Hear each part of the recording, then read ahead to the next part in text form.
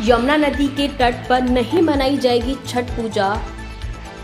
क्यों नहीं मनाई जाएगी, क्या कारण है इसके पीछे, देखिए आगे की हमारी पूरी रिपोर्ट। दिल्ली में यमुना नदी के तट पर छठ पूजा नहीं हो सकेगी। दिल्ली एचसी ने इसकी इजाजत देने से इनकार किया। कोर्ट में दायर याचिका में यमुना नदी में छठ पूजा की इजाजत की मांग की गई थी। दिल्ली सरकार ने यमुना तट पर छठ पूजा पर बैन लगाया हुआ है। इसके खिलाफ पूर्वांचल नवनिर्माण संस्थान नाम के संगठन ने दिल्ली एचसी में याचिका दायर की थी। दिल्ली एचसी ने कहा कि छठ पूजा चल रही है, हम ऐन वक्त पर कोई आदेश नहीं दे सकते, रातों रात यमुना साफ नहीं हो सकती। दिल्ली एचसी ने कहा कि यमुना का पानी इतना गंदा है कि अगर लोग उसमें घुसकर पूजा करेंगे तो खुद बीमार पड़ जाएंगे, हम इसकी इजाजत नहीं दे सकते। कोर्ट ने कहा कि अन्य घाट और क्षेत्र हैं जहां लोग सुरक्षित रूप से पूजा कर सकते हैं।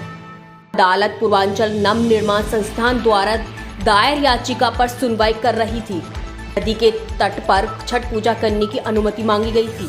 याचिकाकर्ता का तर्क है कि पहले कोविड-19 महामारी के दौरान अनुमति देने से इनकार कर दिया गया था और अब प्रतिबंध फिर से लगाए गए हैं, जिसमें लोगों की दिल्ली में पारंपरिक तरीके से पूजा करने से रोका जा रहा है। दिल्ली सरकार के वकील ने अदालत को सूचित किया कि लोगों के लिए इन अन्य स्थानों पर अनुष्ठान आयोजित करने के लिए वैकल्पिक व्यवस्था की गई है। ही मंगलवार को पारंपरिक नहाइया खाइया के साथ 4 दिवसीय छठ त्योहार शुरू हुआ है।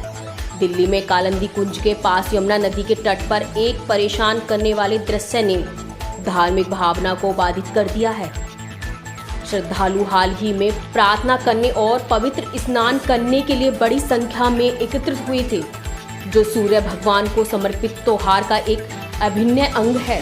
हालांकि नदी की सतह पर तैरते जहरीले झाग को देखकर उनकी भक्ति पर ग्रहण लग गया। तो शहर में चल रहे प्रदूषण संकट की गंभीर याद दिलाता है। देखिए आगे की हमारी पूरी रिपोर्ट।